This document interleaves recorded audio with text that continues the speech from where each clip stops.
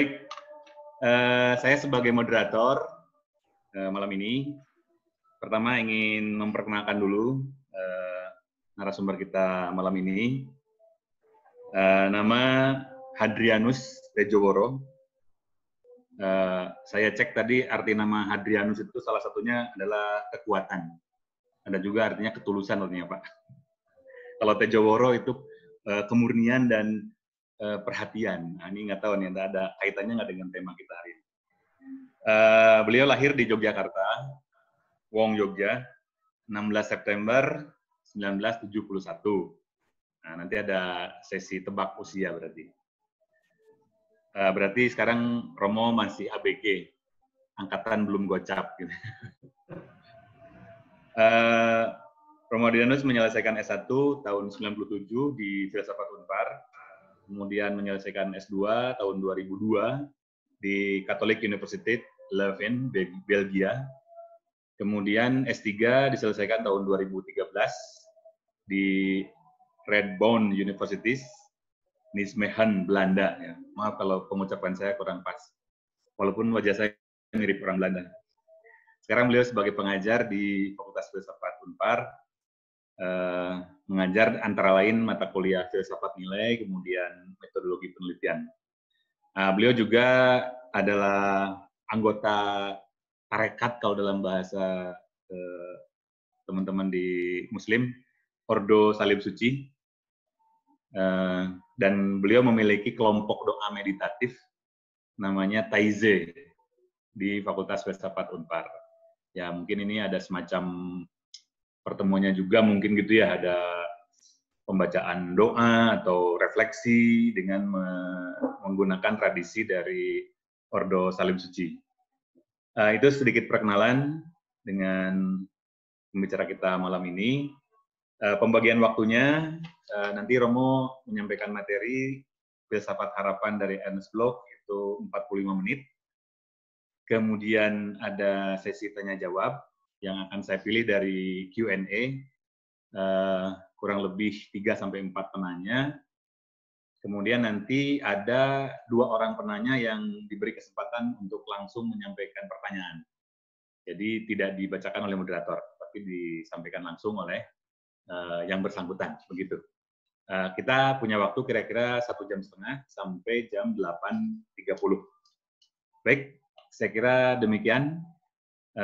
Bagi sahabat-sahabat, dipersilahkan nanti untuk menyimak dan menyampaikan pertanyaan yang mungkin akan diajukan di menu Q&A yang nanti akan saya pilih. Siapa yang akan dijawab pertanyaannya oleh Romo Hadrianus. Romo Haji Tejoworo.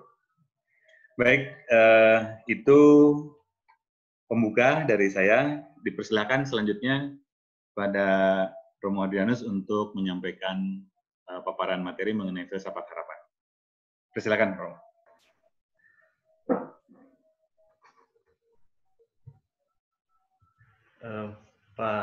Pak Dudung, mohon maaf nih karena saya sekaligus streaming, saya mau melihat dulu karena rupanya yang di YouTube tidak ada suara. Oke, monggo.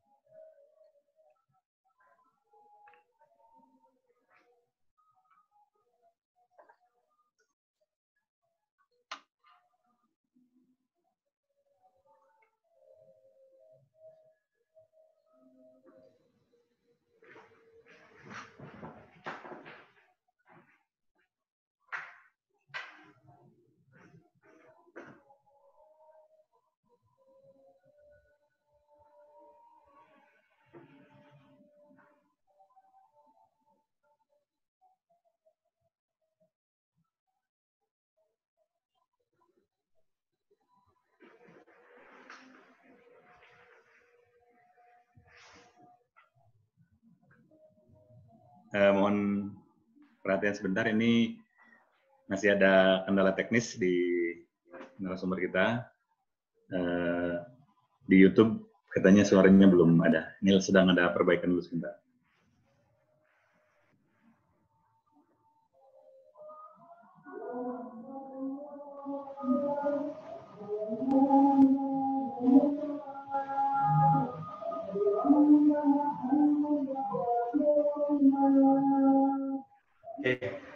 Ya.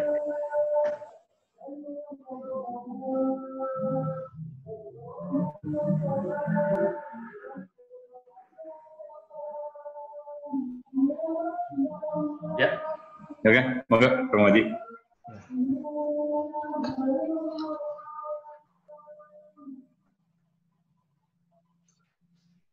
Silakan, Pak. Oke, selamat malam semuanya. Izinkan saya menyampaikan materi tentang filsafat harapan yang terinspirasi atau mungkin tertantang tepatnya gitu ya oleh Ernst Bloch, pemikiran-pemikiran Ernst Bloch, seorang filsuf dari Jerman. Dan malam hari ini saya mencoba untuk menyampaikan ini dengan lebih tenang.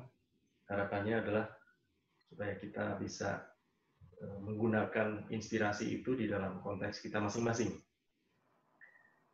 Filsafat harapan yang disodorkan kepada saya itu adalah dengan subjudul yaitu membangun harapan di tengah pandemi. Dan ini berada di dalam keseluruhan tema extension course kali ini, yaitu menghadapi situasi pandemi ini. Apa yang terjadi di sekitar kita adalah situasi yang tidak seorang pun mengharapkan. Tetapi ini terjadi. Dan mungkin dalam bayangan saya, pandemi ini memang harus terjadi. Karena tanpa kejadian ini, manusia, atau mungkin filsafat juga, terlalu percaya diri dan terlalu sombong menjalani kehidupan. Jadi pandemi itu menjadi semacam kritik, menjadi semacam pancingan atau tantangan bagi kita semua, dan juga di wilayah akademis ya. Karena di wilayah akademis itu bagian yang biasanya terlalu percaya diri. Dan dalam hal ini filsafat juga kadang-kadang terlalu percaya diri. Dan kalau kita tahu percaya diri itu bagus ya, tapi kalau terlalu percaya diri lalu menjadi sombong. Nah, harapannya ialah harapan yang kita bahas di sini adalah blank spot bagi filsafat. Karena filsafat itu berhenti persis di titik harapan itu biasanya. Lalu orang rame-rame menggeser bagian yang berharap itu diserahkan kepada orang-orang yang beragama, beriman. Sementara filsafat mengurusi bagian yang lebih realistis menurut mereka gitu ya. Nah, harapan ini rupa-rupanya adalah semacam blank spot bagi filsafat. Entah tidak mau mengatakan atau tidak mau membicarakan, atau memang tidak bisa mengatakan apa-apa. Karena seringkali itu diasosiasikan dengan dugaan, spekulasi. Nah, harapan itu ditentukan oleh semacam dugaan internal. Yang bisa positif, bisa juga negatif. Dugaan internal itu kan dari dalam diri setiap manusia. Ya. Dia bisa berharap akan terjadi sesuatu yang baik, atau bisa berharap akan terjadi sesuatu yang buruk. Jadi mungkin sebetulnya tidak harus positif ya, karena bisa terjadi harapan itu sesuatu yang negatif, terutama dari kalangan mereka yang cenderung pesimistis. Nah, jadi harapan ini sebagai dugaan dari dalam diri manusia yang internal, itu kan bisa positif, bisa negatif. Nah, keduanya ini berakar pada keyakinan. Keyakinan seseorang. Nah, keyakinan yang positif berarti yang pertama tadi, yakin. Nah, orang itu akan yakin ini semua akan selesai dengan baik. Ini semua akan berlalu. Everything is gonna be okay. Jadi yang pertama itu yang mungkin kita tangkap sebagai sikap yang positivistis ya. Nah, yang kedua, itu yang yakin bahwa hal-hal yang buruk saja akan terjadi. Dan yang kedua, tentu saja kita tahu ini dari kelompok yang lebih pesimistis. Tetapi yang tadi mungkin dibahasakan bahwa mereka juga berharap, tapi berharap sesuatu yang buruk, sehingga mereka mungkin bisa mengambil sikap untuk mengantisipasi. Jadi kalau ada orang yang sudah siap dengan sesuatu yang buruk akan terjadi, biasanya dia akan berubah. Dia akan melakukan banyak hal yang memang perlu dilakukan. Nah, ini yang di bagian awal presentasi saya ini kita jumpai sebagai optimisme dan pesimisme. Kalau kita membaca karya-karya blog, kita akan menangkap sebagaimana ditemukan juga oleh Schnoor, bahwa filsuf ini mengutamakan atau menekankan tindakan yang aktif. Jadi bukan orang yang diam saja lalu berharap semuanya akan berubah dengan sendirinya. Tetapi blog itu mengarahkan harapan ini pada tindakan aktif. Jadi harus ada tindakan, harus ada hasilnya, ada sesuatu yang konkret yang dilakukan. Dan kita tahu bahwa blog ini seorang Marxis, dan kita tahu juga sebagai seorang yang berhaluan Marxis, dia akan menuju kepada revolusi. Jadi harus ada perubahan yang konkret di masyarakat, gitu ya. Dan itu semua dilihat lebih secara kolektif daripada personal. Nah, oke. Jadi Bloch yakin bahwa harapan harus mendorong dan akan mendorong tindakan aktif. Mungkin itu bisa kita katakan sebagai harapan yang lebih positif ya. Tapi sebaliknya, ini mungkin juga sebagai suatu kritik ya terhadap Bloch. Saya tidak hanya akan menggunakan Bloch di sini karena saya akan menggunakan beberapa filsuf yang lain atau teolog juga. Nah, sebaliknya harapan juga membuat orang sekadar bertahan. Itu beda ya. Yang pertama tadi kan aktif berbuat sesuatu untuk mengubah situasi supaya lebih baik, supaya lebih optimistis. Sedangkan ada juga orang-orang yang tidak tahu harus berbuat apa, sehingga mereka sekadar bertahan, dan itu lebih pasif. Sekadar bertahan itu kan pasif, tapi lebih karena tidak tahu harus berbuat apa. Nah, masalahnya adalah siapa bisa mempengaruhi keyakinan. Artinya kalau ada orang yang mengambil posisi optimistis, siapa yang bisa mempengaruhi dia untuk berubah tiba-tiba menjadi pesimistis atau sebaliknya? Karena itu sesuatu yang diputuskan dari dalam tadi.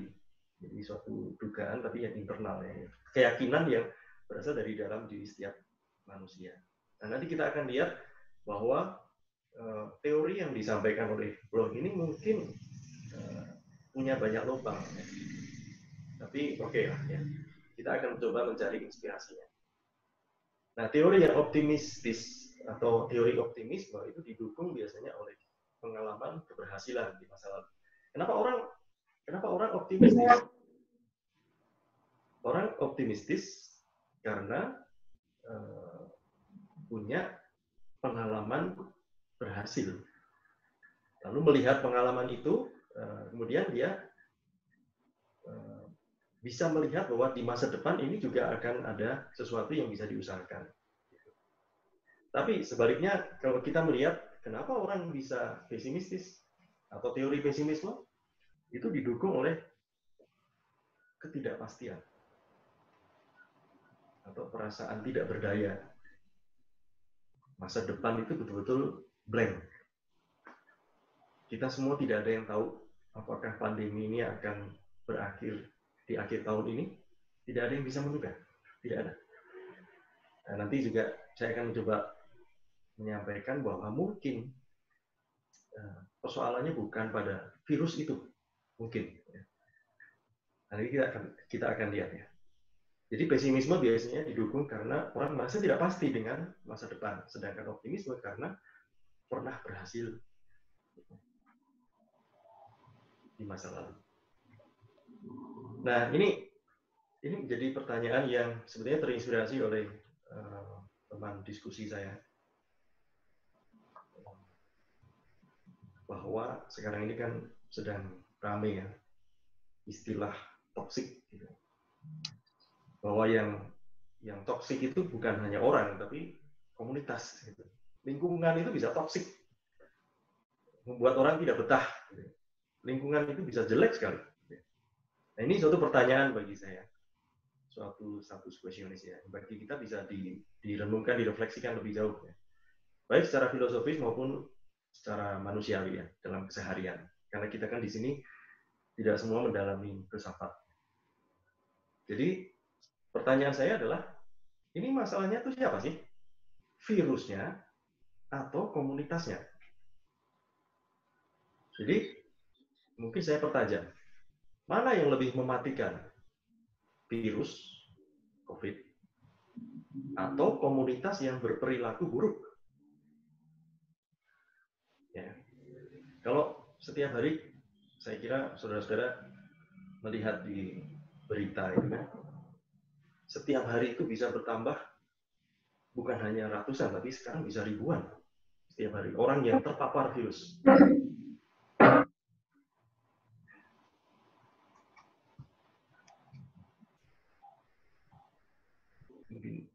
Ya. Jadi setiap hari ada orang yang ada jumlah orang yang terpapar virus itu begitu cepatnya dan begitu hebat, sehingga orang ada yang memilih untuk tidak mau melihat berita lagi, nggak mau membaca berita lagi, karena takut dan ngeri, karena itu menumbuhkan ketidakpastian. Ini kapan selesainya, gitu kan? Nah, jumlah orang yang terpapar virus itu terus-menerus bertambah secara hebat jumlahnya. Tapi dalam permenungan saya, mungkin bukan virus itu masalahnya. Mungkin masalahnya adalah perilaku manusianya. Jadi perilaku manusianya itu, boleh saya gunakan bahasa Jawa, dablek. Gitu. Ya, jadi dia sudah, jadi orang yang sudah mungkin karena stres juga ya, ya semua siapa sih yang nggak stres ya sekarang ya. Tapi karena stres itu lalu orang perilakunya itu semaunya. Akhirnya itulah yang membuat semakin bertambah dan tidak semakin berkurang. Nah,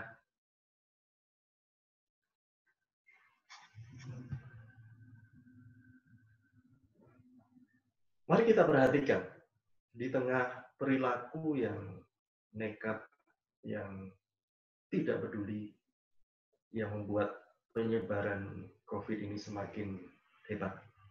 Di tengah itu, ya, yang putus asa itu bukan hanya masyarakat loh. Saya memperhatikan dan saya berempati kepada para petugas medis. Mari kita perhatikan bahwa mereka, bagaimana putus asanya mereka berusaha untuk merawat orang-orang yang terpapar, pasien-pasien itu. Sementara itu mereka juga melihat bahwa masyarakat itu berjubel di pasar dan tidak peduli dengan protokol kesehatan. Saya kasihan. Karena itu kondisi yang menyedihkan. Jadi yang menyedihkan itu bukan virusnya. Yang menyedihkan itu adalah perilaku manusianya. Saya khawatir yang toksik itu adalah komunitasnya. Kalau kita tidak berubah perilaku kita, ini virus tidak akan pergi atau tidak akan selesai keadaannya. Nah, itu yang membuat kita depresi. Nah, ini istilah yang mungkin bisa diasosiasikan lagi dengan blog ya, yaitu fantasi positif. Memang digunakan istilah fantasi. Jujur saya tidak terlalu suka dengan istilah fantasi, karena istilah itu kan, fantasi itu kan sesuatu yang dibuat-buat ya, yang sangat spekulatif. Kalau Anda membaca buku pertama saya, Imaji dan Imajinasi, saya mengkontraskan fantasi dan imajinasi. Karena imajinasi itu memuat masuk akalan, sedangkan fantasi itu sesuatu yang memunculkan kekuatan, yang memunculkan hal-hal yang tidak real. Nah, fantasi positif. Belum meyakini bahwa manusia mesti memakai fantasi dan mimpi positif tentang masa depan untuk melakukan tindakan, aksi. Jadi dia meminta untuk gunakan itu, fantasi positif itu. bukan yang negatif, yang positif itulah yang harus dipakai. Ya.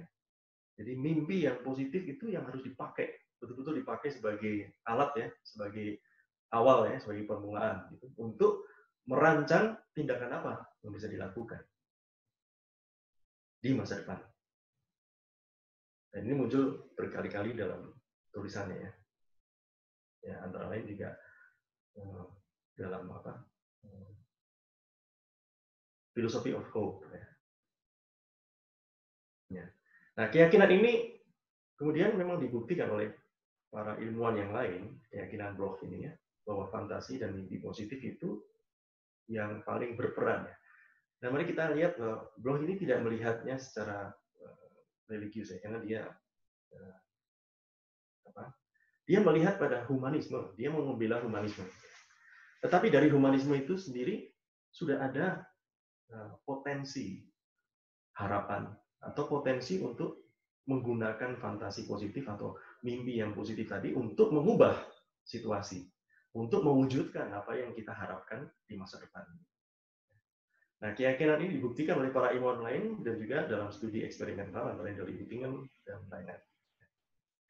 Bahwa memang fantasi positif itu bisa dipakai untuk membantu orang supaya berjuang aktif demi masa depan yang lebih baik.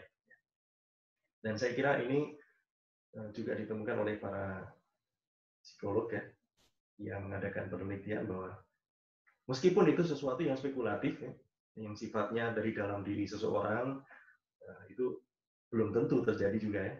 Nah, itulah yang memunculkan harapan positif tadi. Harapan supaya ada perubahan.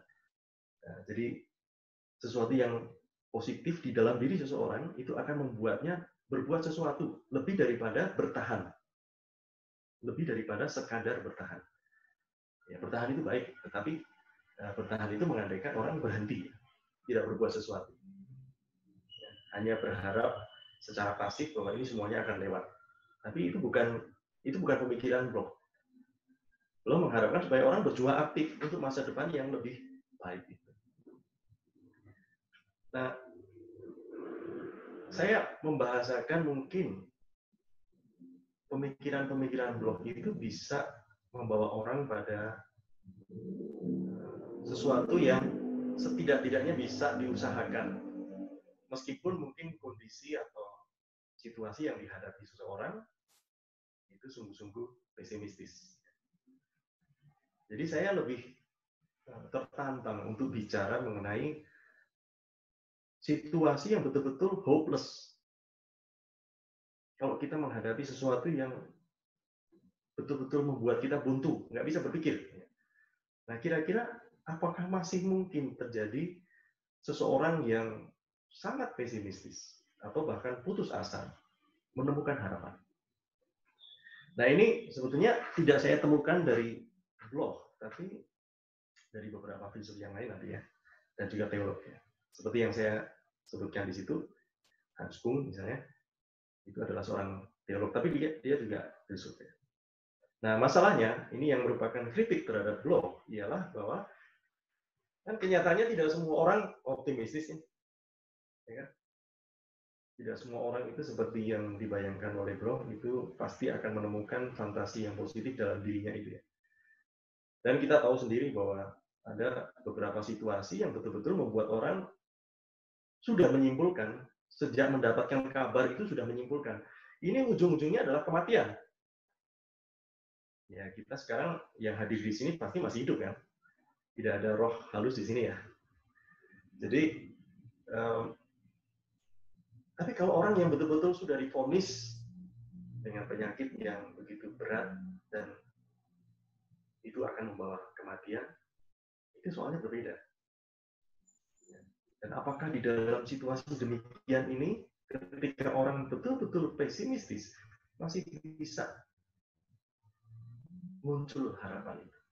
Nah, sekarang karena pandemi ya, kita mulai menyadari bahwa situasi ini tidak menimpa hanya beberapa orang yang divonis dengan penyakit yang tidak bisa sembuh, tapi ribuan sampai puluhan ribu orang meninggal dunia. Jadi situasinya sudah bukan personal lagi, ini sudah dunia.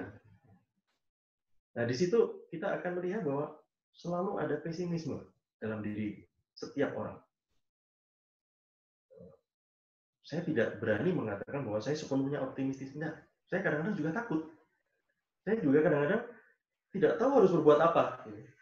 Apalagi saya melihat perilaku yang sedemikian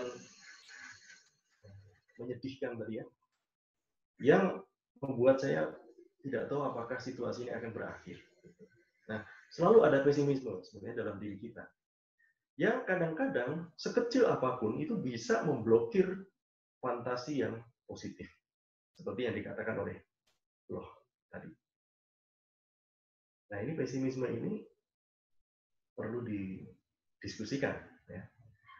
Saya sebetulnya ingin mengajak Anda semua untuk membandingkan, kalau mau, ya, dengan istilah mengenai iman, tapi yang masuk akal.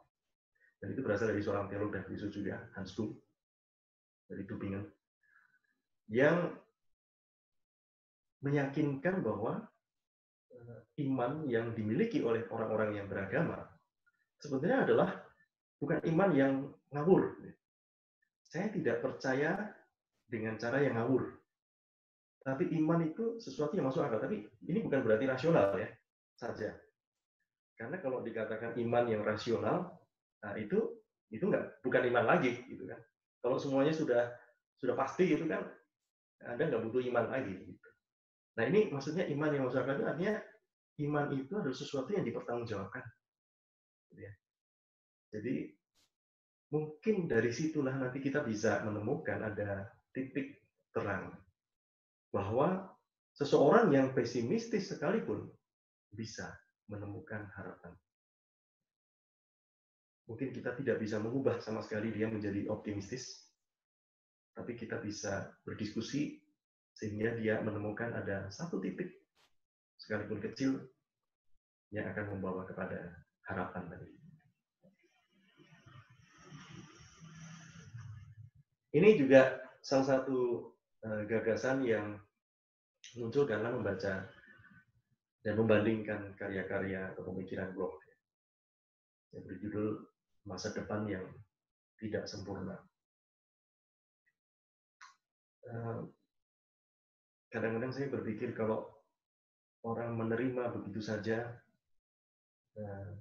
konsep yang ditawarkan oleh Bloch itu kan berarti orang harus membayangkan suatu masa depan yang lebih baik.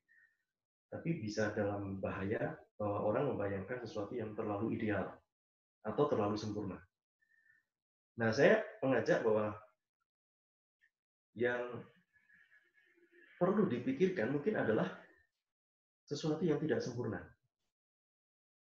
Anda semua dan saya pasti merencanakan atau memutuskan mendesain apapun semua sebagai sesuatu yang sempurna. Tidak ada orang yang merencanakan sesuatu yang tidak sempurna. Tetapi masa depan ini masalahnya bukan buatan kita. Maka di situ saya mengajak untuk memikirkan mungkin yang juga perlu dirubah dalam konteks harapan ini tadi adalah gambaran kita tentang masa depan. Sebetulnya Bloch juga menyebut bahwa masa depan itu adalah suatu imaji yang belum selesai. Nah, saya kira di situ bisa dikaitkan. Jadi masa depan itu, mari kita bayangkan masa depan yang bahwa kita masih eksis, manusia masih eksis, tapi tidak sempurna. Tidak seperti yang dulu mungkin kita bayangkan. Nah, kalau seorang pesimis pun bisa berharap, jadi seperti penelitian dari Oettingen tadi ya, maka yang diperlukan dalam situasi sulit sebetulnya ialah melihat imaji masa depan yang realistis. Jadi yang lebih realistis, yang ya namanya realistis itu sebetulnya tidak terlalu tinggi ya, tidak terlalu ideal. Mari kita bayangkan masa depan ketika semuanya ini sudah berlalu yang lebih bisa diterima atau bisa dihadapi, bisa diperjuangkan. Gitu. Kalau kita menentukan tujuan yang terlalu tinggi gitu kan, malah kita sendiri stres ya, karena kapan tercapainya gitu. Saya membimbing para mahasiswa yang membuat skripsi misalnya, saya sering menemukan tujuan-tujuan yang tidak realistis. Misalnya mengubah kesadaran masyarakat mengenai perilaku hidup sehat. Kesadaran masyarakat itu nggak bisa diubah. Nggak ada orang di dunia ini yang bisa mengubah kesadaran masyarakat kolektif gitu ya. Nggak ada gitu. Jadi itu menurut saya tidak realistis. Jadi saya mengatakan pada mereka, coba bikin tujuan yang lebih realistis. Mungkin masa depan juga kita perlu lihat lebih realistis, jangan terlalu tinggi. Nah, disinilah saya menggunakan Aristoteles. Saya sangat suka karena Aristoteles itu bagi saya lebih melengkapi apa yang belum selesai dibahas menurut saya oleh Bloch. Meskipun Aristoteles adalah filsuf yang sangat kuno dari Yunani. Nah, Aristoteles punya pengertian tentang tujuan. Kalau dari Bloch mungkin kita bisa bandingkan dengan istilahnya atau konsepnya tentang utopia. Nah, bukunya yang pertama dari Bloch itu kan sebetulnya The Spirit of Utopia. Tetapi tujuan dalam pengertian Aristoteles, jadi telos itu dalam bahasa Yunani artinya tujuan. Gampangnya dulu ya. Tapi nanti sebetulnya pengertian Aristoteles itu mengenai telos itu bukan hanya tujuan. Ya, ada banyak aspek yang ada di sekitar tujuan yang dibayangkan oleh Aristoteles. Nah, konsep telos Aristoteles itu berarti tujuan atau juga keadaan selesai. Teleion. Dan itu keadaan selesai semuanya saya beri tanda kutip ya, karena saya tidak mau orang lalu menyimpulkan, oh selesai itu berarti ya selesai. Enggak. Aristoteles tidak berpikir bahwa selesai itu selesai. Artinya kita tidak berbuat apa-apa lagi. Tidak. Nah, itulah tempat atau titik yang membedakan Aristoteles dengan utopia operatif dari Bloch tadi. Karena operatif karena utopianya Bloch itu kan harus mengarah kepada tindakan, harus menghasilkan tindakan, aksi, masa. Harus ada, ya itu pandangan yang memang sangat marxis ya. Nah, pengertian ini beda dengan Aristoteles, tapi saya kira kita bisa membandingkan untuk melengkapinya. Nah, tadi mengapa saya berpikir tentang hal ini? Karena dalam situasi sulit, harapan mungkin bisa muncul justru ketika kita mengimajikan suatu masa depan yang tidak sempurna. Sama seperti kalau seseorang divonis kena cancer. Ada ketakutan tentu saja ya. Ketakutan karena kematian itu terbayang. Tetapi pengobatan medis dan sebagainya itu bukan hanya untuk memperpanjang usia kan. Tetapi pengobatan medis itu untuk memperlihatkan bahwa mungkin masa depannya tidak lagi sesempurna yang dibayangkan sebelumnya. Sebetulnya dengan itu bisa jadi orang dibantu untuk menerima keadaan sekarang ini atau situasi yang memang tidak diharapkan itu yang terjadi atau menimpa dirinya, sehingga dia tetap bisa maju ke depan, berjuang untuk hidup, tetapi mungkin nanti saya tidak sempurna seperti dulu atau sekarang. Nah, jadi menuju kepada suatu masa depan yang tidak sempurna, yang sudah kita bayangkan sebelumnya, itu akan membantu kita sebetulnya untuk tetap menemukan harapan. Nah, inilah yang mungkin bisa digambarkan sebagai suatu realisme harapan. Harapan tapi yang realistis. Nah, harapan di dalam situasi sulit itu berguna karena membuat kita setidak-tidaknya mampu bertahan. Setidak-tidaknya. Sekaligus kita bisa melihat masa depan tapi lebih realistis tadi, yang tidak sempurna tadi. Kalau kita memaksakan kesempurnaan di masa depan kita, mungkin kita lihat secara personal dulu ya, maka mungkin kita akan pesimistis atau kita akan putus asa. Karena kita memaksakan kesempurnaan itu. Sebaliknya, tidak peduli pada masa depan, itu akan membawa depresi. Nah, mungkin depresi ini juga yang membuat orang membanjiri mal-mal dan nekat mengabaikan protokol kesehatan. Depresi akhirnya malah nggak peduli, gitu ya. Malah ada yang nekat itu ingin meminum itu virus macam gitu ya. Ini dari mana ini ya depresi ini? Karena mereka tidak peduli pada masa depan dan tidak tahu apakah masa depan itu akan pulih seperti sedia kala. Tetapi mungkin itu bisa diatasi justru dengan melihat masa depan tapi tidak sesempurna yang kita bayangkan.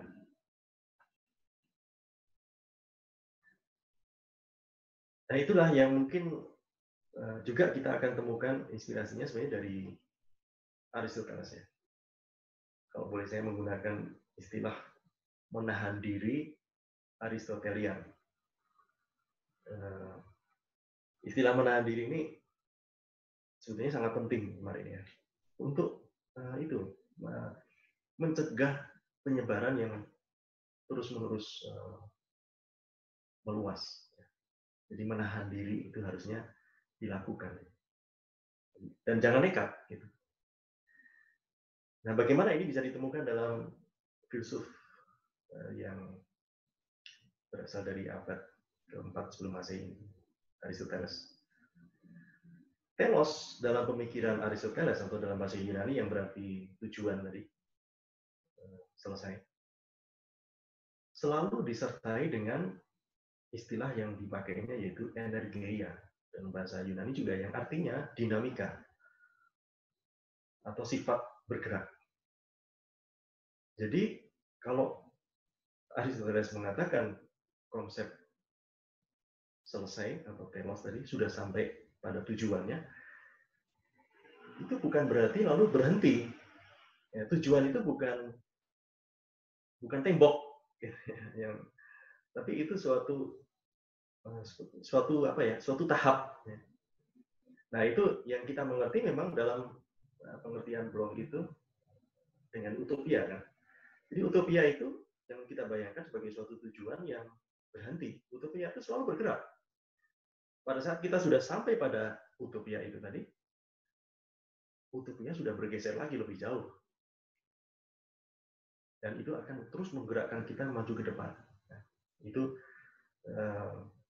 pengertian utopia tadi. Nah, jadi Aristoteles itu sudah mengatakan bahwa tujuan adalah suatu titik utopia yang bergerak, yang masih membuka kemungkinan baru lagi. Jadi bukan selesai dalam arti berhenti. Nah, ini menjelaskan soal masa depan yang tidak sempurna tadi. Kalau kita mau membayangkan bahwa masa depan kita tidak sesempurna yang kita harapkan dulu, kita bayangkan dulu, ya, maka kita melihat masa depan itu lebih realistis. Karena dalam imaji atau gambaran tentang masa depan itu ada harapan realistis. Kalau orang bisa melihat masa depan meskipun tidak sempurna, itu sudah ada harapan dalam dirinya. Jadi kendati kadang-kadang kita pesimistis ya, kendati kadang-kadang begitu, tapi kita tetap berharap bahwa keadaan membaik meskipun mungkin tidak ideal. Nah, itu juga minus malum ya. Jadi kita tidak bisa dan tidak mungkin mencapai sesuatu yang terlalu tinggi, ya kita mengusahakan yang mendekatinya. Nah, saya juga mengajak Anda semua untuk memikirkan ini, aksi dan peran. Saya mengkontraskan antara aksi atau tindakan yang ditekankan oleh Ernst Bloch gitu ya, dengan istilah yang saya munculkan. Jangan-jangan aksi itu bukan segala-galanya. Apalagi itu kalau sifatnya kolektif ya. Karena sebetulnya kalau Ernest Bloch itu kan ingin melawan hegemoni dari kelompok bourgeois. Tetapi usaha untuk menentukan bahwa semuanya harus memunculkan aksi atau revolusi, gitu ya, itu juga suatu hegemoni tersendiri ya. Itu kan suatu tekanan juga atau pengaruh yang hendak mendominasi pikiran atau keputusan banyak orang. Nah, haluan Marxis dari Bloch memang mengarah pada aksi dan revolusi melawan hegemoni. Masalahnya, mari kita perhatikan situasi kita sendiri sekarang ya.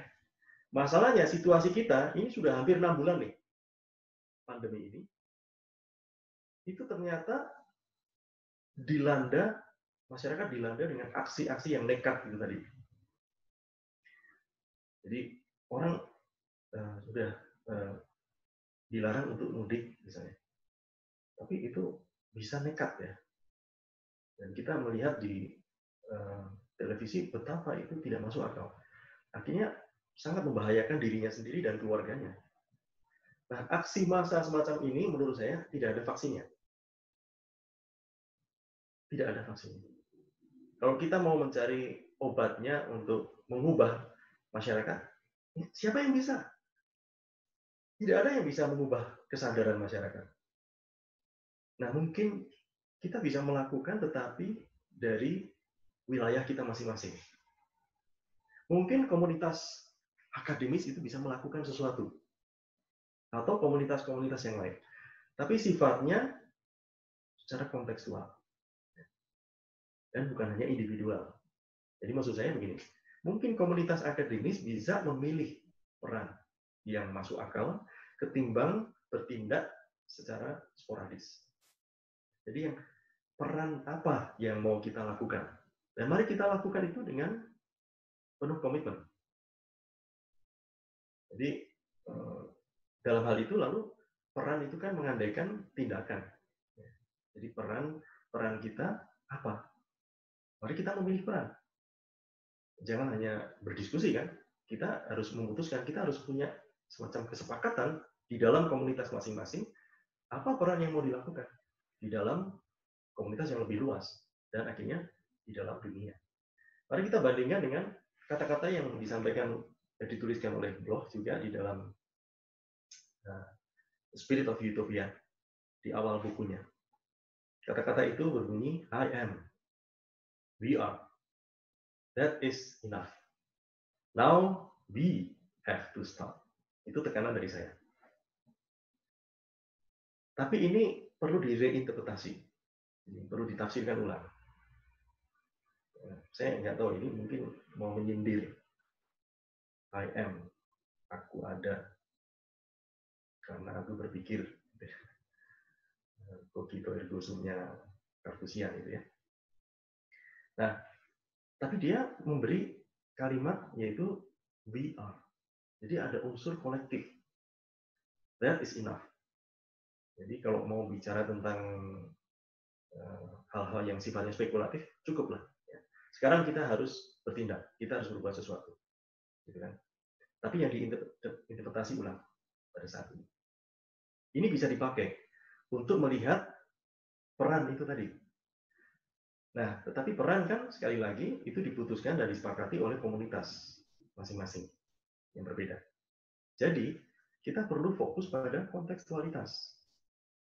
Nah, kalau dilihat secara menyeluruh, mari kita lihat, pandemi ini bisa mengaburkan solusi yang sifatnya mundial, yang mendunia.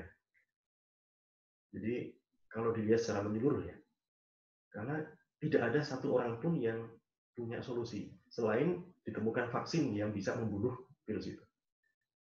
Sekarang mari kita lihat secara partikular, secara kontekstual, bisa nggak? Bisa. Dan di sini kalau saya menggunakan istilah partikular, itu Aristoteles. Jadi, kita diajak untuk memperhatikan yang partikular. Tetapi itu diwakili oleh kesadaran kontekstual. Jadi, kita memperhatikan lingkungan sekitar kita. Kita memilih. Kalau kita tidak tahu masa depannya secara dalam seluruh dunia, nggak apa-apa. kita coba melihat secara kontekstual. Konteks kita masing-masing dulu. Apa yang bisa kita lakukan? Apa yang bisa ditemukan di situ, terutama dalam hal alternatif di lingkungan sekitar kita masing-masing. Nah, pada saat kita mau fokus pada konteks, kita akan melihat bahwa ternyata di situ banyak kemungkinan baru atau hal-hal yang belum. Nah, ini istilah yang belum itu juga sebenarnya dari blog ya, not yet. Dan juga dia memunculkan istilah novum atau baru kan dalam bahasa Latin. Yang dimaksud oleh blog dengan novum adalah inovasi dan alternatif kesadaran kolektif yang transformatif, yang mengubah. Jadi ada pembaruan, ada pencarian dan penemuan apa alternatif, apa jalan keluar minimal untuk konteks kita, untuk komunitas kita. Jadi nggak usah hebat-hebat untuk dunia deh. Kita pikirkan dulu untuk tetangga-tetangga kita di masyarakat, di lingkungan kita masing-masing. Apakah ada novum, ada inovasi, ada alternatif nggak yang bisa memperbaiki perilaku masyarakatnya, termasuk juga perilaku beberapa orang tertentu yang nekat. Bagaimana caranya menanggapi itu? Nah, kita juga diajak untuk menerima yang belum tadi ya, yang not yet tadi. Jadi kalau sekarang kita belum menemukan jawabannya, kita masih bisa menerima bahwa itu belum. Nah, filsafat harapan dari Bloch itu perlu ditafsirkan ulang, terutama dalam filsafat tujuan Aristoteles tadi. Karena tidak ada solusi yang teoritis atau yang material saja. Kalau kita mau memaksakan sosialisme dan materialisme seperti yang dilakukan oleh Bloch, itu akan membawa depresi. Kalau dipaksakan gitu, orang sudah stres, disuruh secara komunal gitu, disuruh mengadakan kegiatan atau pembatasan tersendiri, itu semakin stres. Apalagi kalau berhadapan dengan perilaku yang nekat tadi. Nah, di lingkup yang luas, kita mesti berani menerima yang belum tadi. Ada hal-hal yang belum. Sebenarnya istilah yang belum itu bagus ya. Karena kita membayangkan bahwa ada sesuatu yang masih akan terjadi, dan sesuatu itu sesuatu yang baik. Maka, disitulah kita akan meyakini bahwa di wilayah kontekstual komunal, ternyata ada alternatif. Ada alternatif yang bisa mempengaruhi orang-orang di dalam komunitas itu, di dalam lingkungan itu. Apakah kita berpikir tentang alternatif nggak? Atau kita selalu ingin menemukan jawaban yang final dari pandemi ini? Mohon maaf, Romo. Waktunya 5 menit lagi. Oke, mudah-mudahan bisa selesai. Terima kasih. Ya. Nah, ini adalah soal ketahanan kita dalam keputusasaan. Nah, sekarang kita kan tidak perlu mengatakan bahwa saya putus asa dengan keadaan ini. Loh, ini semua orang putus asa. Nah, meskipun keputusasaan dalam pemikiran Bloch itu sebetulnya tidak bisa didukung ya, tidak bisa ditoleransi. Nah, manusia memiliki ketahanan yang mengagumkan terhadapnya. Ini penafsiran Cavanzano terhadap Bloch. Dan ini menarik. Kita diajak untuk melihat ya oleh Cavanzano itu. Selama ini ada genosida, pembasmian suku-suku atau kelompok manusia tertentu. Ada kelaparan dan perang di Afrika yang tidak pernah selesai. Kenyataan suku-suku Amazon yang harus berjuang untuk eksistensi supaya tetap hidup di tengah dunia yang sudah memojokkan mereka ini. Itu adalah perkara hope in hopelessness. Harapan itu tidak tumbuh karena kita mendapat janji dari orang lain misalnya gitu ya. Tapi harapan itu adalah suatu kemungkinan real yang selalu ada dalam diri kita, dalam diri kemanusiaan itu ada. Ada kemungkinan itu. Itu suatu kemungkinan ya, suatu potensi yang sebenarnya real. Kalau orang berharap karena ada yang berjanji kepadanya, ya itu mungkin masih belum lebih jauh ya merefleksikannya. Karena berharapnya hanya karena janji orang lain. Dan janji itu pun juga belum tentu terjadi kan. Nah, ini mungkin bisa dibahasakan sebagai sikap atau keputusan untuk on the way tadi. Ini istilah yang sering kita pakai. Kita masih dalam proses. Dalam The Principle of Hope yang ditulis oleh Bloch, ia berargumen bahwa kita hidup di masa depan sebab kita selalu berjuang dalam hidup. Dan dia mengatakan bahwa kekinian yang murni, the authentic present, hampir tidak ada atau hampir tidak terjadi. Tapi terhadap ini kita bisa mengkritiknya. Karena polemik justru muncul karena hilangnya tegangan. Kalau orang seperti Bloch itu juga yang menganggap bahwa yang kita semua itu hidup di masa depan karena itu ditarik oleh utopia itu tadi ya, menuju masa depan. Tapi berarti lalu menganggap bahwa masa kini itu nggak ada, kita semuanya sedang bergerak ke sana. Maka mungkin yang perlu dipikirkan adalah tindakan dan perilaku yang membuat harapan itu justru terjadi dalam kesadaran bahwa kita sedang berproses, kita belum selesai. Nah, bukankah proses ini yang menyingkapkan ketahanan kita? Seseorang itu tahan, kelihatan justru di dalam prosesnya. Sejak prosesnya itu sudah kelihatan bahwa dia mempunyai potensi itu. Jadi, lebih dari virus atau penyakit, sebetulnya kematian yang paling ditakuti. Kematian adalah suatu anti-utopia dalam bahasa Bloch. Maka filsafat harapan dari Bloch itu sebenarnya tidak cukup. Harapan itu bukan milik struktur. Bloch kan menganggapnya itu adalah milik struktur, itu harus terjadi dalam kesadaran kolektif, ya. Tindakan atau aksi kolektif. Nah, ini dari filsuf yang lain, Joseph Pieper, yang mengatakan bahwa harapan itu milik person. Jadi harapan pertama-tama harus real bagi person, terutama dalam bayangan kematian, dan supaya real, harapan itu harus relasional. Saya mau mengutip kata-kata dari Gabriel Marcel yang bagus sekali.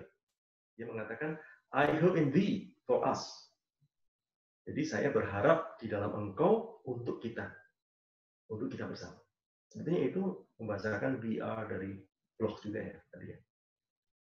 Jadi ada unsur yang perlu ditambahkan pada pemikiran Bloch, yaitu unsur yang real, harapan yang real, dan juga relasional. Nah, ini sebenarnya pemikiran dari Aristoteles yang selalu aktual ya, keterkaitan. Nah, realness sesuatu dalam terang pemikiran Aristoteles ditemukan dalam keterkaitan atau relasi. Membangun harapan bersama dengan orang lain dalam situasi sulit ialah dengan menjaga keterkaitan. Jangan anonim, jangan malah nyumput. Tetap berelasi, jaga keterkaitan itu. Atau kalau saya boleh membahasakan, aku adanya, ergo sumnya dari Descartes itu, dari Cartesian, itu harus menjadi kita ada. Jadi di tengah keputusasaan dan pesimisme yang dibutuhkan adalah rekoneksi, bukan abstraksi. Koneksi terutama dengan mereka yang selama ini mungkin atau saat ini kehilangan peran mereka. Jadi kita melihat bahwa ada sesuatu yang luar biasa ya. Jadi gerakan empati di antara di dalam masyarakat kita terhadap orang-orang yang kehilangan pekerjaan, yang tidak punya penghasilan sama sekali karena pandemi ini. Kita juga menyadari bahwa rasio kita tidak sempurna. Jadi filsafat harus belajar lebih rendah hati lagi dalam kejadian luar biasa semacam ini. Jadi kita juga tidak bisa merasionalisasi harapan. Kalau Bloch itu sudah menerangi pentingnya aksi dan sifat operatif harapan, kita masih harus melengkapi dengan personalitas, sifat personal, dan juga keterkaitan dengan yang lain. Jadi di hadapan banjir virtualitas, kita ditantang untuk lebih personal dan lebih relasional. Mungkin ini semacam kata kunci yang bisa didiskusikan lebih lanjut sebenarnya. Kalau kita melihat bahwa banyak hal tidak masuk akal, banyak sikap keras kepala dan nekat, maka harapan itu harus dipertahankan, sekecil apapun. Nah, itu kita dapatkan juga dari Bloch, dan saya kira kita sepakat untuk bagaimana mengusahakan itu supaya orang tetap mempunyai harapan. Bloch menunjukkan bahwa kemanusiaan kita itu sudah punya potensi untuk bertindak menuju utopia. Tapi Bloch perlu dilengkapi dengan energia Aristoteles tadi ya, dinamika, ya, masih bergerak tadi, dan juga mungkin humanisme dari Hans Kuhn. Jadi kalau boleh menggunakan istilah dari Hans Kuhn juga, kritis ya, bagi para filsuf ini. Kritis itu di masa sekarang ini, di masa pandemi ini, berarti melihat alternatif.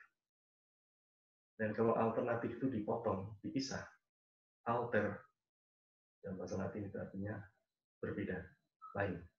Natif, lahir. Lahir, berbeda.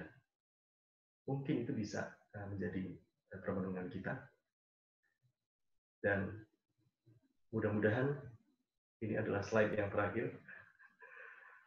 Kemanusiaan yang baru, yang berbeda itu bisa ditemukan kembali.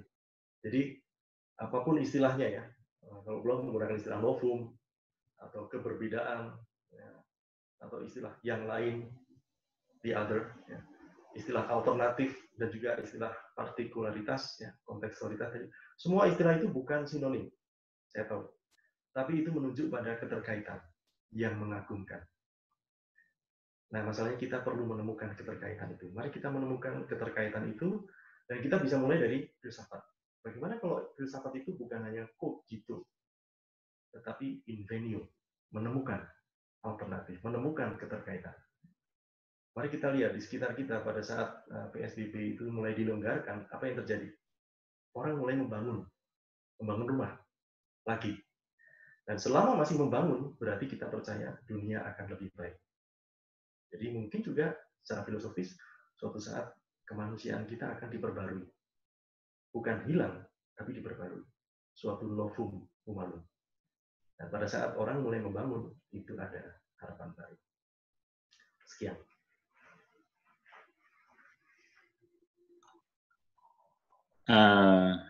Terima kasih Romo Haji sudah menyampaikan materi mengenai filsafat harapan dengan mengambil inspirasi dari Ernest Bloch dan kemudian ditambah dengan beberapa inspirasi dari filosof yang lain. Baik, saya akan memilih beberapa pertanyaan. Mohon maaf bagi kawan-kawan yang tidak terpilih. Saya pilih pertanyaan yang berasal dari penanya pertama, Teh Lydia Mutiara Dewi. Selamat malam, Pastor. Saya ingin bertanya bagaimana caranya menjaga kewarasan di tengah lingkungan yang toksik. Baik, mungkin itu dulu, Romo. Tadi permintaannya satu-satu soalnya. Ya. Baik, silakan. Terima kasih Pak Dudung atas pengertiannya. Saya selalu bilang bahwa memori saya itu kecil sekali, jadi satu-satu aja ya. Bagaimana menjaga kewarasan di tengah komunitas atau situasi yang toksik tadi ya. Tadi saya sebenarnya sudah mengusulkan, yaitu kita harus memilih peran.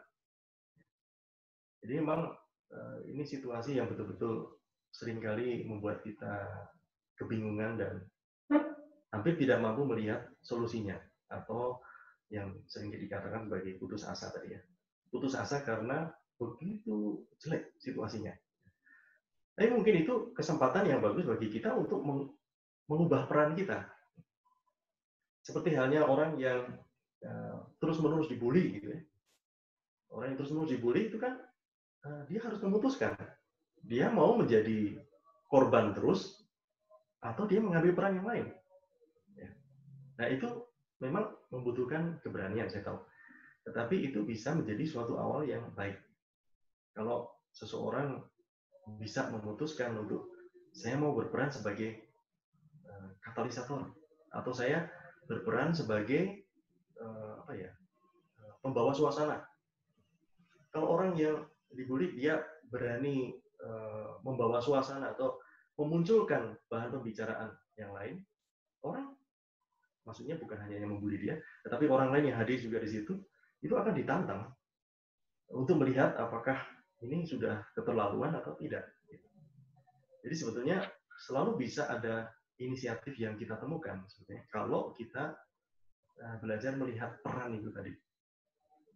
Sekali lagi, saya tadi sudah mengatakan bahwa mungkin bukan virus kan yang membuat situasi ini tidak kunjung baik.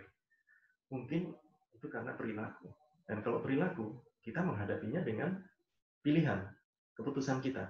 Atau kalau kita merasa sendirian, kita masuk dalam komunitas. Jadi kita menemukan orang-orang yang juga berhaluan sama dan punya keprihatinan yang sama untuk mengambil peran tertentu yang berbeda dari yang toksik itu tadi sebagai counter. Gitu ya. Itu jawaban saya. Oke, baik. Saya pilih pertanyaan yang kedua. Pertanyaan yang kedua dari Mas Haryo Bawono. Apakah mungkin memiliki telos yang bersifat energia ala Aristotelian itu secara komunal? Bila mungkin, bagaimana supaya itu tidak jatuh ke dalam fantasi komunal atau toksit komunal? Demikian. Pertanyaannya lucu ya, terima kasih ya, Mas Haryo banget.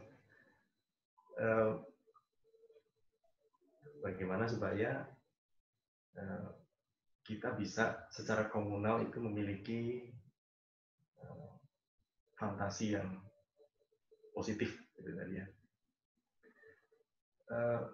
Saya sampai sekarang saya masih merasa belum nyaman dengan istilah fantasi sampai sekarang, dan mungkin sampai kapanpun. Kalau saya boleh ya, tapi kadang-kadang itu mahasiswa saya sudah langsung punya a priori terhadap saya kalau saya mengucapkan kata imajinasi. Jadi imajinasi itu adalah kekuatan dalam diri kita yang tidak ngawur. Jadi bukan asal menemukan fantasi yang positif, bukan asal. Jadi kita melakukan dengan sepenuh kesadaran. Nah, sekarang begini. Tadi kan saya dalam pertanyaan yang sebelumnya menyampaikan jawaban saya, tanggapan saya bahwa kalau seseorang itu merasa sendirian ketika dia memilih suatu peran, nah dia perlu rekoneksi dengan yang lain. Dia perlu menemukan orang-orang yang juga mempunyai keprihatinan yang sama. Nah, itu berarti mereka menemukan telos atau utopia bersama yang sifatnya lebih komunal. Tapi itu sekali lagi itu hanya mungkin kalau kita berpikir secara Aristotelian. Kalau kita berpikir secara Aristotelian itu kan berarti lebih relasional ya. Kalau berpikir secara Blochian barangkali itu adalah pemikiran yang lebih struktural. Jadi itu diterapkan di masyarakat. Tetapi di situ lalu personalitasnya itu nggak ada lagi. Nah, bagaimana kalau menghayati yang personal ya? Saya membagikan harapan saya nih, saya membagikan utopia atau saya membagikan tujuan yang saya bayangkan ini dengan orang lain. Mungkin saya akan menemukan sisi yang berbeda juga dari orang lain itu, tetapi yang kurang lebih arahnya sama. Nah, lalu saya bisa bertindak lebih komunal. Kalau sudah 2 orang, nanti kita bisa lanjutkan dengan semakin banyak orang lagi. Nah, dalam permenungan saya ketika menyiapkan bahan ini, saya tidak melihat ada jawaban lain selain peran. Nah, itu peran itu yang penting sekali karena peran itulah yang menghubungkan kita satu sama lain. Saya tidak merumuskan peran saya sendiri, tidak. Saya melihat orang lain perannya apa. Atau saya melihat keterkaitan antara peran yang saya ambil dan peran orang lain. Seperti kalau saudara-saudari mungkin menghayati dalam kehidupan berkeluarga itu kan juga begitu. Masing-masing harus memilih perannya dan menjalankannya dengan sepenuh hati. Dan kita hanya bisa memilih suatu peran kalau kita membayangkan atau melihat orang lain mengambil peran yang berbeda. Kita melihat ada keterkaitan. Kita saling mengisi. Mudah-mudahan ini tidak terlalu, mungkin mudah-mudahan tidak too good to be true gitu ya oleh Mas Haryo ini tadi. Tapi saya hanya bisa kembali kepada jawaban atau tanggapan tentang peran itu tadi. Itu yang sebetulnya masih bisa konsisten dilakukan dalam terang pemikiran Aristoteles. Oke, baik. Pertanyaan ketiga saya ambil dari Teh Ratna Lindawati Lubis. Romo, bagaimana dengan pemikiran survival of the fittest? Apakah ini bisa menjadi salah satu cara untuk tetap memiliki energi harapan agar yang pesimis dapat bergeser ke optimis? mungkin dengan kata lain bisa jadi ini dalam konteks pandemi ada ketahanan orang yang bisa bertahan hidup ya yang akan selamat, yang tidak bisa bertahan hidup mungkin tidak akan selamat gitu, kurang lebih mungkin begitu ya. Jadi menggeser yang pesimis menjadi optimis. Apakah saya termasuk survival of the fittest atau bukan? Wah, saya jadi takut ini sekarang.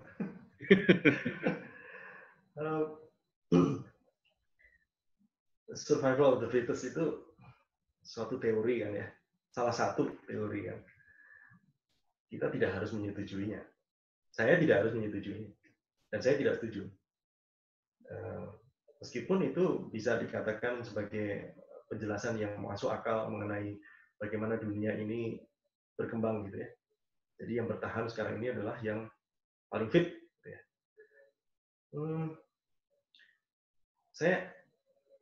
Saya pernah beberapa waktu yang lalu saya memberikan permenungan mengenai, dan itu lebih religius sih, tapi ada kaitannya saya kira mengenai situasi pandemi ini. Saya membandingkan dengan ini, masker. Saudara-saudari pasti sudah terbiasa pakai masker ya. Pertanyaan saya adalah kapan? Kapan pakai masker? Ya kan?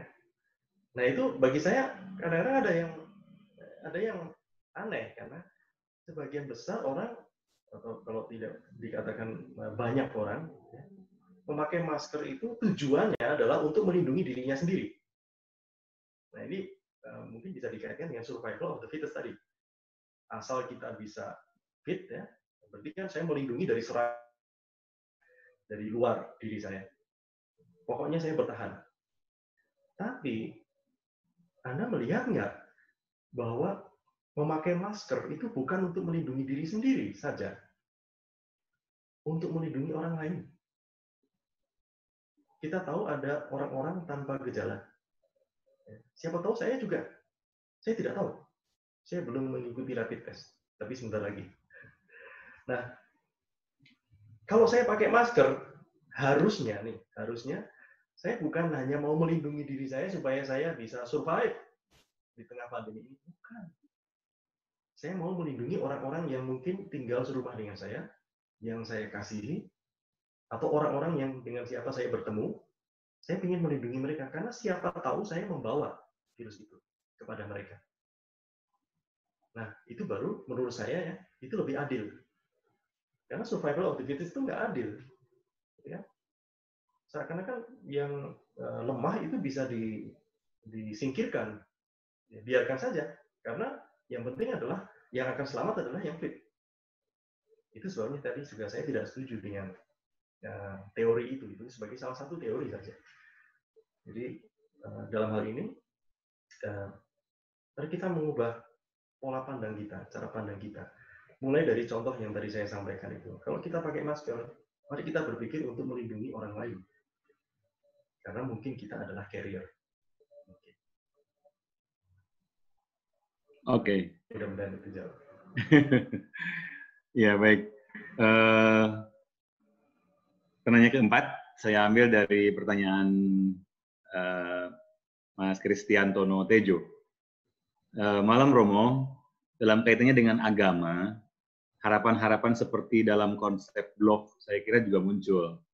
Bagaimana kita menyikapi mimpi positif ini? Apakah sebaiknya kita arahkan ke hal-hal yang lebih realistis atau tetap pada doktrinnya selama hal itu sekiranya masih berdampak baik dalam hal kemanusiaan? Demikian. Ya, terima kasih. Jadi saya juga mengajar teologi dogmatik, jadi saya berurusan dengan ajaran. Tetapi belakangan ini terutama ya, ajaran itu sifatnya tidak bisa lagi dipaksakan oleh institusi. Yang namanya ajaran itu mestinya bukan hanya dipercayai dengan takut, gitu ya. Misalnya institusi agama itu mengajarkan demikian, itu harus diikuti. Nah, kalau sudah pakai kata harus, itu berarti orang mengikutinya juga tidak dengan kesadaran ya. Dia mengikutinya karena takut hukuman, atau mengikutinya karena terpaksa. Jadi, Nah, dalam hal itu sebetulnya ada pergeseran dalam teologi dogmatik, dalam konteks agama ini, bahwa ajaran mestinya bukan hanya sesuatu yang didikte top down supaya diikuti oleh umat beragama, tapi ajaran itu harusnya ditemukan oleh umat dari masing-masing dirinya sendiri, sehingga dia belajar untuk bukan hanya beriman atau percaya pada ajaran apa yang diajarkan oleh institusi, tapi bahwa dia menemukan ternyata itu benar. Ajaran itu memang benar dari dirinya sendiri. Jadi saya beberapa kali mengacu kepada seorang teolog, yaitu John Henry Newman, yang membela cara beriman umat yang sederhana. Jadi umat yang tidak mengandalkan kekuatan rasionya, yang hidup sehari-harinya itu profesinya sangat sederhana. Dia mengatakan, Newman mengatakan bahwa kalau kita menyampaikan ajaran, apa yang kita harapkan? Mereka menurut ajaran kita, atau mereka menemukan dari dalam dirinya sendiri bahwa apa yang diajarkan itu memang benar, dan saya mau melakukannya dengan bebas. Sehingga Newman itu mencari apapun cara pandang seseorang, ya, yang sifatnya bukan top down tadi, tapi justru bottom up, ya, dari dalam diri seseorang sendiri, dari pengalamannya sehari-hari, bahwa apa yang diajarkan itu memang benar. Nah, mungkin dalam hal ini kalau konteksnya pandemi dan juga institusi-institusi agama di Indonesia, barangkali kita bisa mengharapkan bahwa mereka tidak lagi hanya mengajarkan suatu perilaku. Namanya perilaku itu bukan dipatok begitu ya. Seperti cara Prof tadi kan lebih struktural gitu. Semuanya dikenakan aturan itu supaya ini beres dari sisi agama ya, para pemimpin agama. Tapi bagaimana kalau para pemimpin agama itu mencoba untuk mengajak berdialog umatnya, sehingga mereka dari pengalaman sehari-hari menemukan kemasukakalan dari yang diyakini. Dan mereka bukan lagi percaya, bukan hanya percaya pada ajaran itu, menerimanya dalam hidup mereka. Jadi ada perbedaan antara to believe dan to assent, ya, kalau dalam bahasa Inggris. Dan dua-duanya itu sebenarnya sikap umat beragama, tapi berbeda. Yang satu to believe itu berarti percaya dari apa yang dikatakan oleh pemimpinnya. To assent itu menerima apa yang diajarkan itu. Kalau orang menerima itu berarti itu sudah menjadi bagian dari hidupnya ya, sehari-hari. Bahkan seringkali tidak disadari. Nah, seandainya kita bisa, atau para pemimpin agama itu bisa membawa ke sana. Jadi bukan lagi menggunakan metode mendikte, gitu ya, mengajarkan perilaku, tapi menumbuhkan kesadaran dari dalam diri umat beriman. Oke. Baik. Untuk pertanyaan berikutnya, saya pilih Mbak Yunita Dwi Adisa Putri untuk menyampaikan secara langsung pertanyaannya, karena ini cukup panjang pertanyaannya. Ini sesi penanya langsung dari penanya. Monggo di unmute. Mbak Yunita masih ada? Masih. Oke. Silahkan langsung bertanya. Oke, iya, ini yang menarik di sini Romo tentang energi Aristoteles ya. Itu kan artinya kita banyak melakukan penyesuaian secara dinamis ketika kita mencapai menuju hope yang ada itu gitu. Namun dalam perjalanannya seringkali saya merasa kita itu kita sendiri, misalnya kita sudah mengambil peran, lalu kita melakukan hal itu dengan beberapa energi ya, kita melakukan penyesuaian, tapi yang sulit itu adalah ada kalanya kita sulit menjaga konsistensi. Karena ketika kita mengambil peran kan tidak semua orang juga bisa menerima apa yang kita lakukan, apalagi jika itu sesuatu hal yang baru, bukan hal yang biasa mereka lakukan. Nah, yang sulit itu menjaga konsistensi supaya kita juga nggak toksik ke diri sendiri gitu. Karena seringkali kalau saya pribadi misalnya ketika mengurus donasi, melakukan edukasi tentang penggunaan masker di masa awal-awal pandemi itu, terasa gitu ya, saya jadi sangat obsesif, masyarakat, saya sangat berharap masyarakat untuk segera mengerti, lalu segera menyesuaikan. Ada satu titik di mana akhirnya saya kecewa gitu ketika apa yang saya sampaikan tidak diterima dengan semestinya atau dengan sesuai harapan saya gitu loh, Romo. Nah, kalau yang seperti itu, gimana sebetulnya kita menghadapinya supaya kita nggak toksik ke diri sendiri gitu. Lantas yang dimaksud juga dengan tidak bisanya merubah kesadaran manusia, mungkin kalau itu sifatnya transcendence itu sulit ya, karena seperti tadi Romo bilang, orang harus menemukan hal itu di dalam dirinya, dari yang tadinya belief sampai ke to ascend gitu ya. Nah, di titik itu kan artinya untuk sampai pemahaman itu butuh waktu yang cukup panjang atau satu momen yang sangat impresif bagi seseorang sampai dia menyentuh ke bagian transcendence itu gitu. Saya sempat bilang ke teman-teman yang bareng kita di awal pandemi itu berusaha melakukan edukasi ke masyarakat untuk saling menjaga sambil melakukan donasi gitu ya. Kita harus lebih hebat daripada virus nih gitu. Kalau virus bisa menginfeksi manusia secepat itu, bisa nggak kita juga menginfeksi manusia secepat itu gitu. Tapi di akhir juga begitu ngelihat ya kejadian misalnya sebelum Lebaran lah, mall pertama buka, itu kan parah banget ya, diskonan dan segala macam, ngejar belanjaan Lebaran. Tapi mungkin juga dari situ ada harapan ketika mall buka untuk kedua kali ya, 2 minggu lalu, beberapa juga sudah melakukan penyesuaian teknologi gitu. Jadi akhirnya gimana sih ngejaga konsistensi dan kita sendiri yang berniat baik juga nggak jadi stres sendiri gitu loh, Romo. Ya. Makasih, Romo. Romo. Ya, makasih. Saya mulai dari pengalaman saya aja ya, karena ini sifatnya lebih personal tadi ya. Dan konsistensi itu sifatnya sangat personal, memang sangat personal. Dan kalau saya berpikir mengenai bagaimana saya sendiri selama hampir setengah tahun ini tetap konsisten dengan peran yang saya pilih, yang saya putuskan. Saya selalu membayangkan orang-orang yang saya kasihi. Dan itu efektif sekali. Jadi ketika saya mulai merasa kabur dengan tujuan yang sudah saya arah tadi, yang saya pilih juga, saya mulai membayangkan kembali bahwa di sekitar saya mungkin tidak berdekatan dengan saya, mungkin orang-orang yang saya kasih itu jauh di kota yang lain dan sebagainya.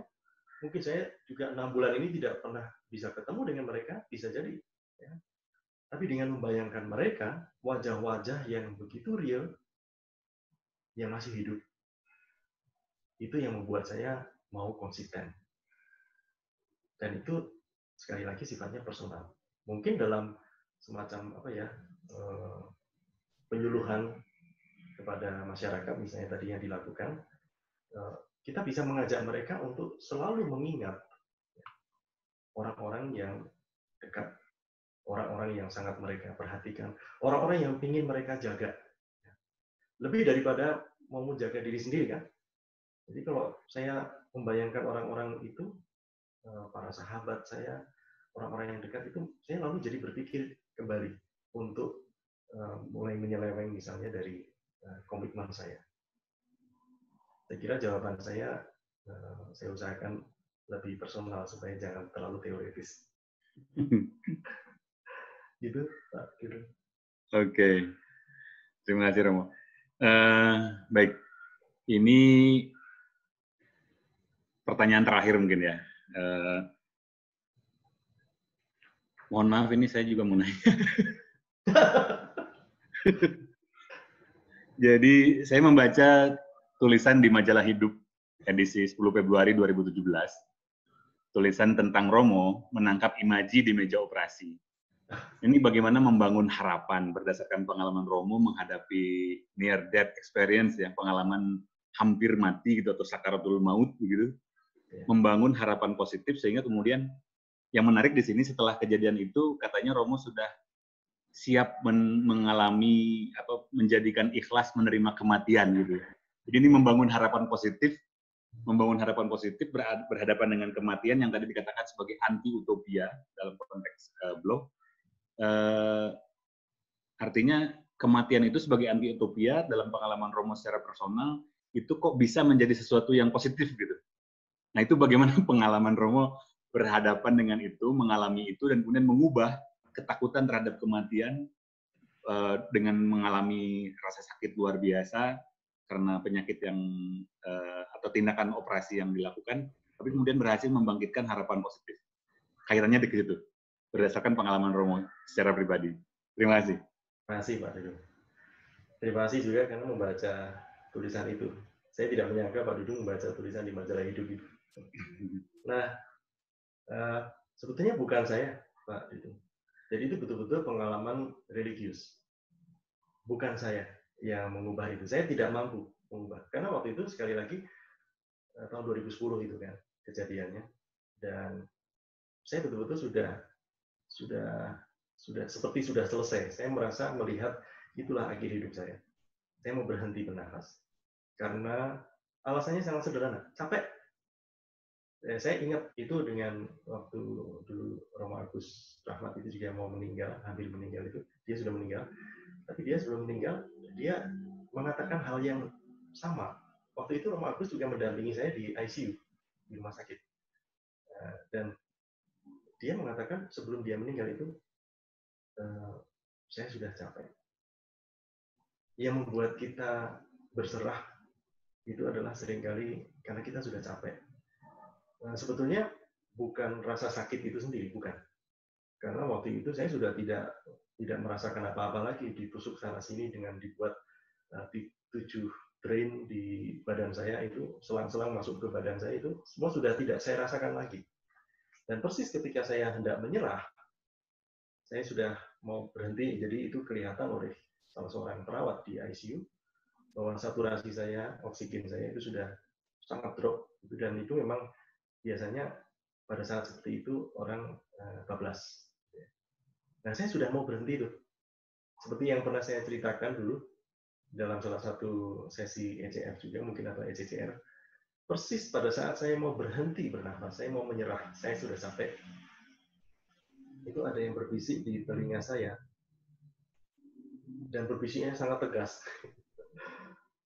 Pastor, jangan berhenti bernafas ya. Yang mengatakan itu adalah seorang perawat. Dia melihat bahwa saturasi saya sudah hampir nol ya, jadi sudah hampir berhenti memang. Tapi dia mengatakan itu. Jadi saya ini bukan saya. Nah itu pengalaman-pengalaman yang sebetulnya kalau mau dikaitkan dengan fenomenologi ya, ada banyak sekali kekuatan di luar diri kita yang sebetulnya membentuk diri kita. Saya tidak memutuskan, saya tidak memutuskan apa-apa, tidak mampu memutuskan apa-apa, tapi pada saat itu saya diubah. Ya, kalau bagi saya yang beragama, berarti saya menafsirkannya sebagai suatu pengalaman religius. Mungkin mereka yang tidak beragama bisa melihatnya bahwa itu adalah bagaimana realitas membentuk dia, menghidupkan, memunculkan harapan yang meskipun sangat kecil, tetapi kemudian saya tidak jadi berhenti bernafas. Okay. Itu bagian dari fenomenologi ya. Nanti sebetulnya itu bukan di sini. Minimal harapannya ya. Minimal ya harapannya itu. Itu ada itu. Ya. Baik, sahabat-sahabat sekalian, ini terkait waktu. Bagaimanapun kita harus mengakhiri. Dan saya ingin mengakhiri sesi ini dengan mengutip apa yang disampaikan oleh Romo Haji Tejoworo. Sekali lagi di majalah Hidup tadi, di menangkap imaji di meja operasi, di kalimat terakhir itu ada kaitannya dengan ini. Mungkin agak tidak terkait dengan harapan ya. Beriman bukan soal seberapa jauh memahami magisterium gereja, melainkan melihat, mendengar, merasakan, dan merekam imaji-imaji kehadiran Allah dalam pengalaman konkret keseharian. Nah, dalam konteks harapan, saya kira apa yang kita alami dengan pandemi ini adalah sebuah imaji kehadiran Tuhan, dan kita harus bisa peka meningkatkan kesadaran kita terhadap imaji tersebut, kemudian membangun kesadaran yang lebih baik bagi kita sebagai personal. Dan tadi dikaitkan juga tambahan dari Romo bahwa tambahan terhadap law adalah adanya personalitas dan relasionalitas. Saya kira ini bisa kita pakai sebagai kesimpulan tentang bagaimana kita menghadapi kondisi pandemik sekarang ini, yaitu kita bisa menyadari bahwa ini adalah imaji kehadiran Tuhan, dan kemudian kita bisa membangun kesadaran yang lebih positif terhadap diri kita dan terhadap kesemestaan berdasarkan pengalaman real kita menghadapi bencana ini. Mungkin demikian sebagai kesimpulan, dan sekali lagi saya ucapkan terima kasih. Oh ya, mau mengingatkan pada Romo, ini para sahabat membutuhkan bahan yang tadi disampaikan melalui PowerPoint, mungkin nanti bisa dikirimkan ke panitia untuk di-share ke seluruh peserta kita malam ini dan kepada pihak-pihak terkait. Mungkin demikian. Monggo, ada waktu 2 menit, Romo, untuk membuat closing statement mungkin. Dipersilakan. Terima kasih Pak Dudung dan juga semuanya yang hadir di sini. Apa yang saya sampaikan ini pasti akan ditangkap juga oleh sebagian orang, bahasanya terlalu berat.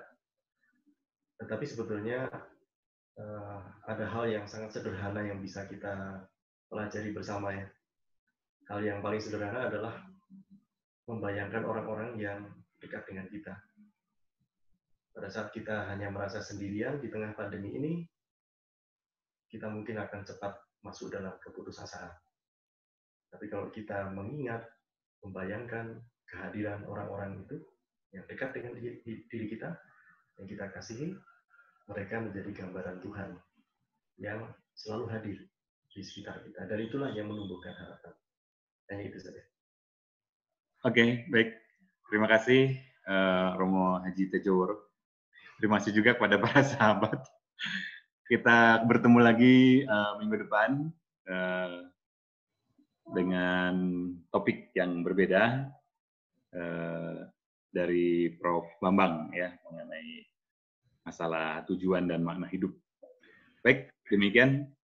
Terima kasih sekali lagi untuk semua peserta. Terima kasih pada Romo Tejoworo. Baik, kita akhiri.